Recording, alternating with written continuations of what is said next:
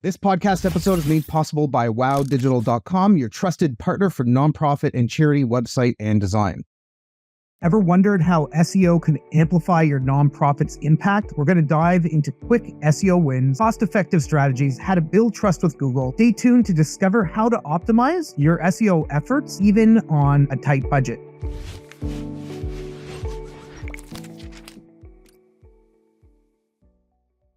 Welcome to the Nonprofit Digital Success Podcast. I'm your host, David, and in this episode, we're going to be talking about all things SEO with Phillip Stemann. Phillip Stemann is a programmer who changed his career path to SEO. Later, he transitioned into the content part and daily work with SEO. He started his SEO journey by helping a law firm rank #1 for important keywords and has yet to look back. Phillip, thank you so much for joining in the episode today. Thank you so much for having me, David. I'm super excited for this. Yeah, very excited. We don't often talk about SEO. For anybody that's wondering, let's just start off. What is SEO? Of course, yeah. SEO is all about ranking on Google. So, when you go into Google and you ask the question, could be, how do I make an espresso? And then you have these results from Google. First, you have a ton of ads, and then you have organic results. These organic results, they have done a lot of SEO to optimize their articles to rank high for this specific question. And that is what SEO is all about. It's about ranking in Google with your website to get traffic. And SEO is an acronym. It's search engine optimization. So making sure that your content works well for the bots, the spiders that these search engines have. We're probably, I imagine, mostly going to be talking about Google today. Google is like the big powerhouse, but there are other ones. There's Yahoo, there's Bing. If you want to go back years ago, there's Alta Vista, all kinds of different small, more niche types of search engines out there. So when we think about SEO, can it be a reliable source of traffic for a nonprofit and for charities? I definitely think so. Absolutely. I think the thing about SEO is that it's often overlooked because it requires so much work.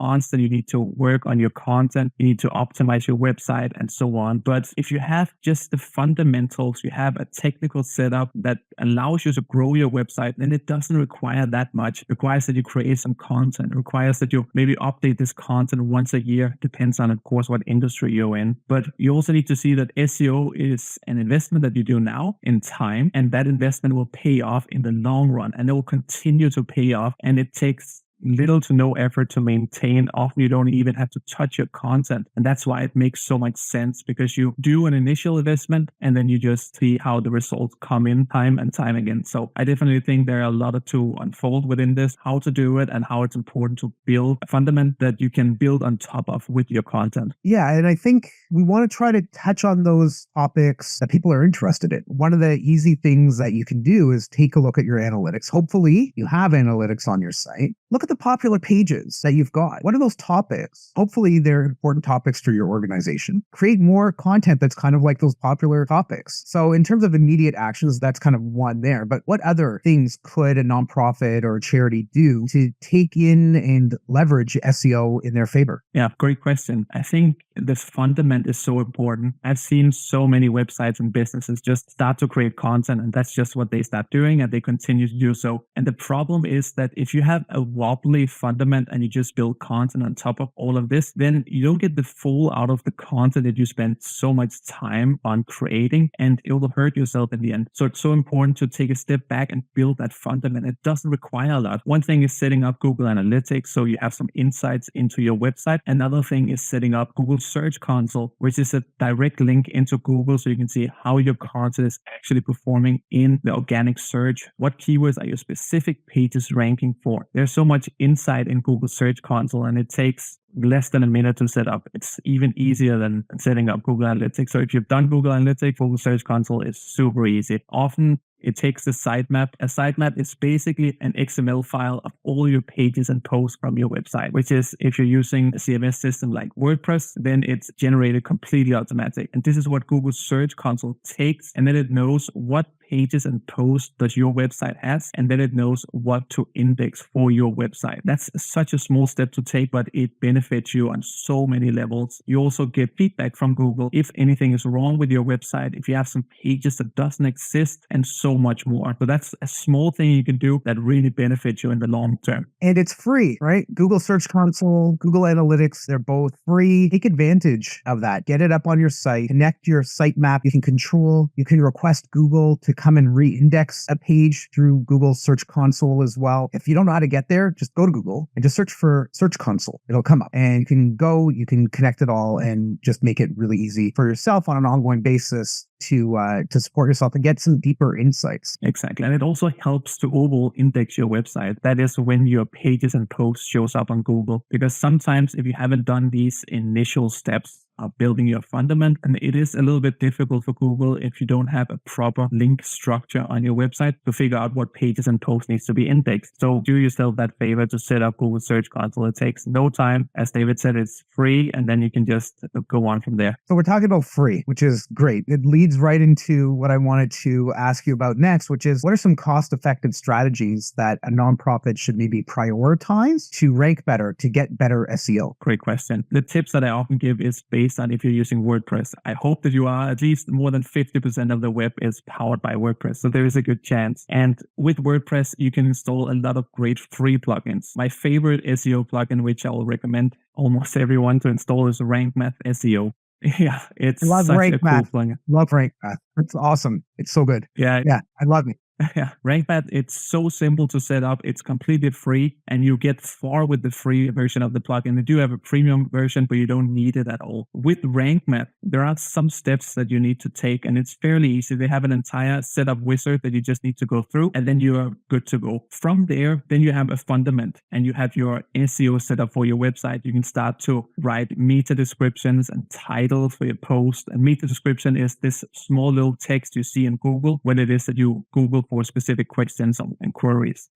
Sometimes Google uses text parts from your content, but overall this is the meta description, and that's what Google uses. But a thing you can also do with RankMath is you can make your setup for your EEAT already using RankMath. A thing that is often overseen with RankMath is that they have local SEO, which they support. And people think, I don't want to rank for any local SEO. I'm not a pizza place and I don't have any local SEO that I'm focused on. But the thing is that with local SEO, you can write information about yourself, about your business. You can set the about page, the contact page, and all these elements are part of what you use to build your EEAT. And EEAT is experience, it's your authoritativeness, it's trustworthiness, and also your expertise. It's how you show Google that you know what it is that you're talking about, that this is something you really want to focus on. So not only can you add your About Us page and contact page, of course, you also need to ensure that these pages contain information that shows that you're a real business, like an address, an email address,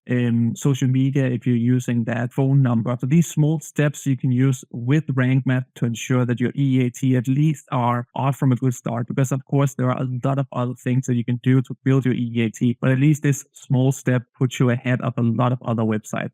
Yeah, and RankMath is a really great plugin. Like you mentioned, it's free. There is a premium one. What it did for me was we were using a number of other plugins, Yoast, and we were using redirection monitoring tool, and we were using another one. But this RankMath, when I found out about it 3 years ago or so, it really combined all those. So the fewer plugins you can have in your site, quicker it'll kind of tend to run with WordPress. And if you can have things being monitored and tracked in one plugin instead of three, there's also less potential security risks and stuff like that. Highly recommend it. We'll have a link for that in our show notes page as well. So we'll talk about that later. Okay, so you're talking about EEAT, so experience, expertise, attractiveness, and trustworthiness. What are some ways that a nonprofit could build stronger trust with Google? Yeah, I think content is often where it starts for me, because when you have content, you can build links to your content, and links is also a big part of EEAT. Then it's just important that your content is, of course, appealing to whoever wants to link to it. And as an NPO, you have access to, correct me here, David, if I'm wrong, but you have access to a lot of data. You have access to people that you can get information from, where you can send out surveys and elements like this, especially data and statistical articles that gets a lot of links. So if you can send out an interesting survey survey where you can get some insights into a specific industry, or you can compare two elements against each other and make some compelling arguments based on this data. That is something people find interesting and they want to link to. And by building links doing this way, you automatically build up your authority for your website, which is also a huge part of your EEAT. But that's also a long way to go, but it's definitely worth it. Another thing you can do is when you write your content, it's so important to show that you know what you're talking about. Using phrases like, I experienced this and then that happened, or I have done this and this was the result of doing this experiment. It's so important that you show firsthand experience with whatever it is that you're writing about. So you show Google that you have actually tried to do this and you're not just talking from a hypothetical standpoint. Yeah, there's something called domain authority, and that's going to help you rank higher as well. So the better your domain authority, more trustworthiness Google sees that you have. Getting other websites to link back to you, so backlinks, that helps build your domain authority as well. And how long somebody spends on your site. You have Google Analytics. They have to be using some of that data to determine how good your site is or how relevant your site is based on the search that somebody typed in and landed on your page. If they're there for maybe 2 minutes, right? Oh, okay, maybe that's a good page. Maybe that's relevant content. We'll start ranking you higher because it's more relevant. But there's also something called a bounce rate. And Google, I don't know how much they're tracking bounce rate as much anymore, because in Google Analytics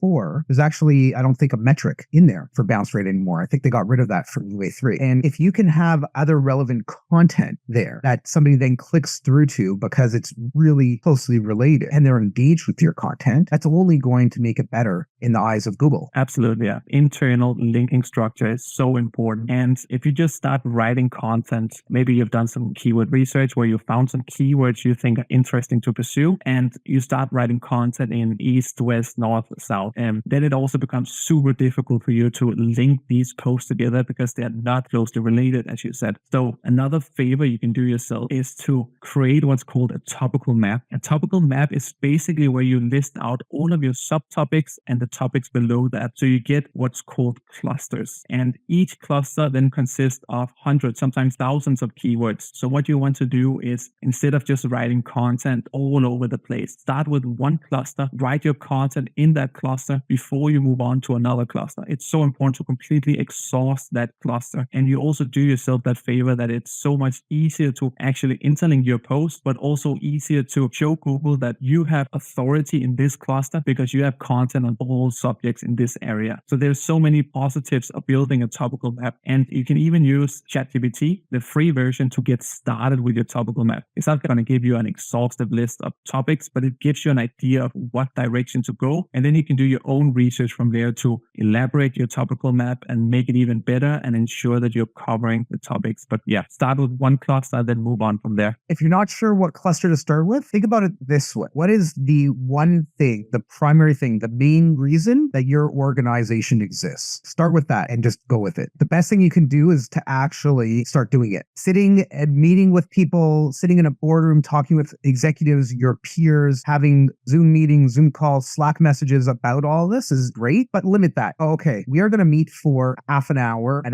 maybe twice, maybe 2 hours, and we are going to decide what this topic is. If you don't have free reign to kind of decide that, but you need to put a limit. You can just meet yourself to death and not actually take action with that. So we're talking about content, talking about writing articles and being close with your content and knowing what it is that you should write about. Are there any tools that you think might help outside of Rank Math that a nonprofit could use to help increase their SEO? Yeah, there are definitely tools. I personally use a tool that's called Phrase. It's what I use to write my content in. And the reason that I do that is because when I want to write, let's take the example again, how to make a cup of espresso coffee. If I want to write an article for that specific query, then I simply open up Phrase, which is the content optimization tool. I enter my query, and then Phrase does a ton of research for me. So it automatically goes into Google and it does the search as I would do it. And then it takes the top 10 ranking websites on this query. And then it gives me insights into what are these content about, what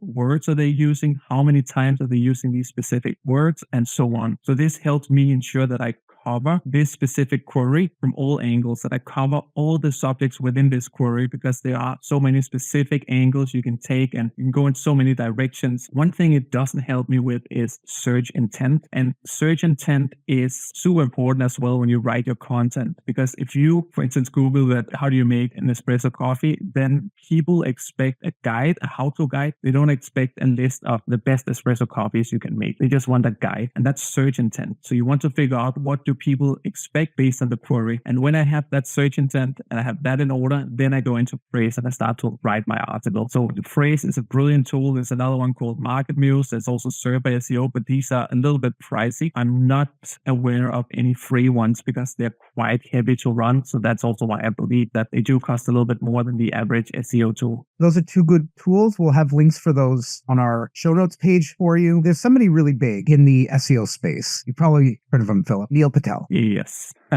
He's an amazing marketer. He's got these short, like little clips, but he recently bought a tool this past year called Answer the Public. I don't know if you've heard about this or not, but basically you can go to Answer the Public. They have a free option and you can search for whatever the topic is. So it could be espresso. This is what we're talking about. You go in there and it will come up with a whole bunch of different questions that people are actually asking in search about espresso. If you can create content that has that question as the topic or the title, you're going to end up ranking higher. And you've probably done this as well. You go into Google and you search for something as a question. Going and using questions will help you rank higher because it's going to be more of an exact match to what somebody's actually looking for. And if you can answer the question well, if you can give them what Philip was just talking about, the hint, you're going to end up ranking higher for those results. Absolutely. Yes. Completely agree. Amazing. So we're talking about WordPress. It's, as far as I'm concerned, the number one web tool out there in terms of content management systems. Fantastic platform. There's themes you can buy, themes you can get for free, plugins for free, plugins you can buy. There's agencies out there like mine where we work with WordPress, we help nonprofits and charities. In terms of, I guess, initial setup, imagine I've got a brand new nonprofit. And I'm like,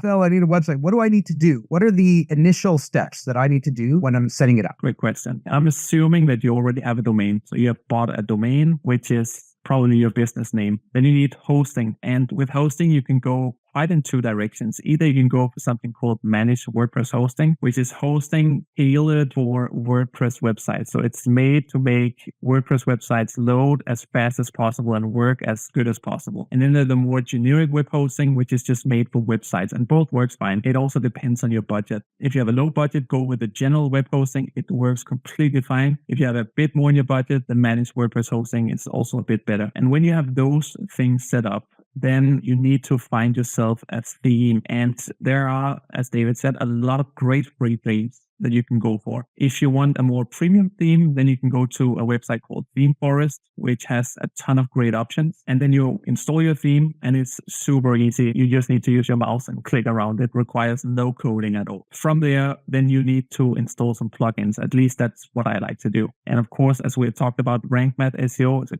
great plugin to start out with. You also need to install a cache plugin and an image optimization plugin, unless your hosting provides this for you. And as a free caching plugin, I like to use a plugin called WP Fastest Cache. It's so simple to use, and you simply just check off some check marks and then you're off to go. Then your WordPress loads much faster. More premium version is WP Rocket, which is incredible, but it's also a bit more pricey. And for image optimization, there are also free plugins like Smush is a free one. Short Pixel also has a couple of free images per month, and they work great. I really like to use Short Pixel personally, but you can use whatever you want with an image optimization. And from there, you're pretty much set to go. You have your theme, you have your setup with plugins, and then of course you can go in. If we have to take a step further, you can set up your Google Analytics, you can set up your Google Search Console, as we have already talked about, and then overall you have a website that's ready. One thing that I have learned to working with websites is that you don't want to set up your Google Search Console too early, because if you set it up while you have a theme from Theme Forest with some dummy content that's not relevant for your business and a lot of demo pages, then Google just gets confused when you start changing this. So maybe wait a little bit with that part until your website is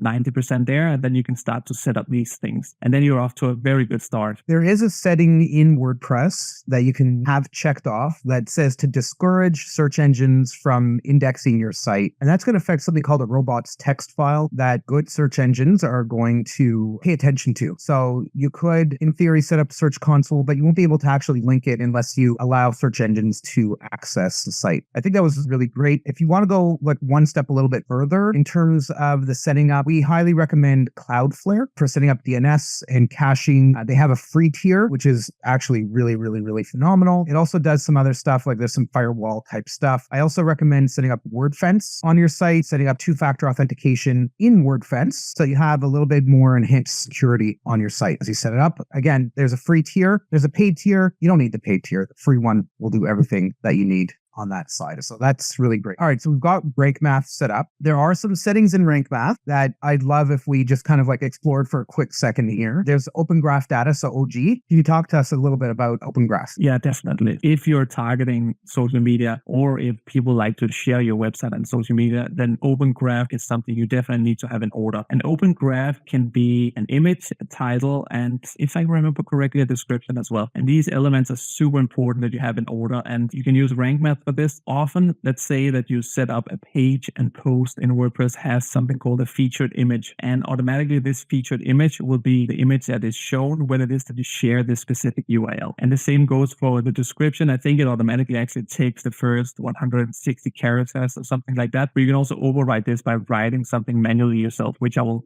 strongly recommend that you do. You want to summarize your entire page or article or blog post for that matter in 160 characters or less. There's also the width of the entire text to take into order, but Rank Math guides you on that. It tells you if it's too wide, if you have too many characters and elements like this. So follow the guidelines from Rank Math. It's super simple. Ensure when you write your meta description, which also becomes your OG description, that you stay within the guidelines. So you also, as a website, look better both when you are shared on social media, but also in Google as well. And then write an enticing title that you want to click on. Those elements are super important, both for social media, but also for Google. So they go a bit hand in hand. And it's also important that if you have categories that are important to share, when you create a post, you can add it to a category. These categories also have OG tags. And these are often overlooked because you manually have to go into categories and set these in the bottom. But it's also super valuable to when it is that we share the categories. And if you want to rank your categories on Google, because you can do this as well by adding a description in the bottom of the category, in the top if that's what you want, and these OG tags, the meta description and the title, and then you basically have everything set up. That's amazing. Thank you for that, Phillip. So SEO, website, setting up plugins, some settings in the plugins. There's something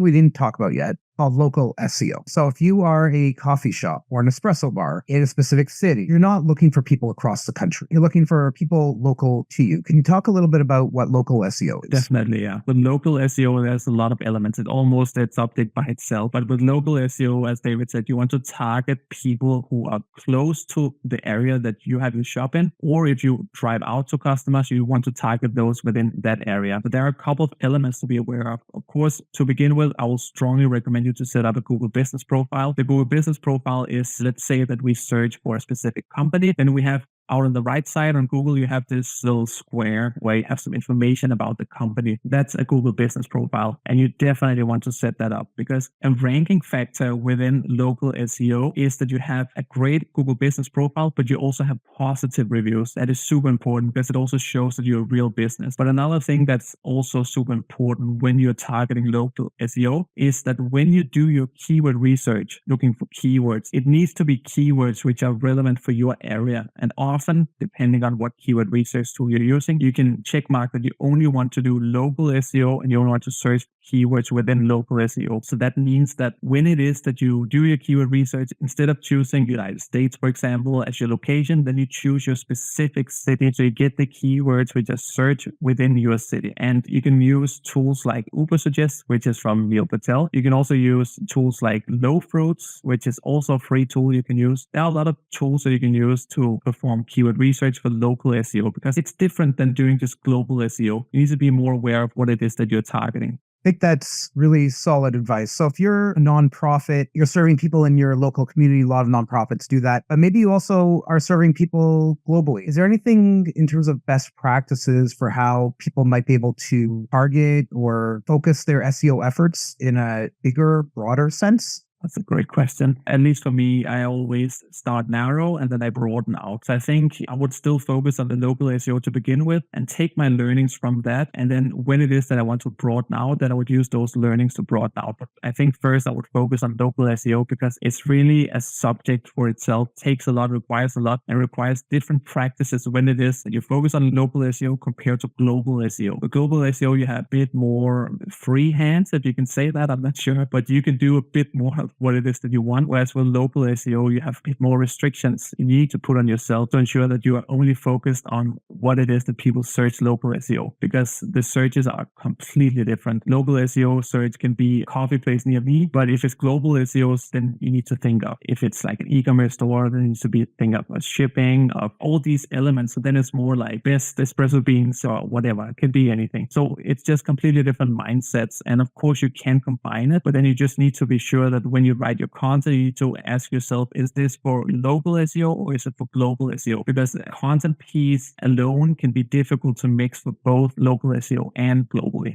So this has been some amazing SEO insight and resources that we've been talking about today. I hope people listening to this episode are ready to actually go and take some kind of action, whether it's reviewing the plugins that they're using in their website or the way that they've used analytics or not. A lot of organizations, they have analytics, but they never really look at them. Set up a Search Console site or Search Console account. Do you have a challenge that you would like people to do within maybe 2 days of listening to this episode? Two things. I would love for people to, if they haven't already, set up a Google Search Console. Super simple. You benefit so much from it. That's one thing. The second thing that I would really love people to do is to find the top 3 pages that performs best in search. And you do this in Google Search Console as well, in pages where you just see what get most clicks. Because by doing this small exercise, you will also find pages and posts which you want to optimize because they get a lot of impressions, but no one clicks. And then you have to ask yourself, why is that? So these 2 small steps, I would love for people to do that. And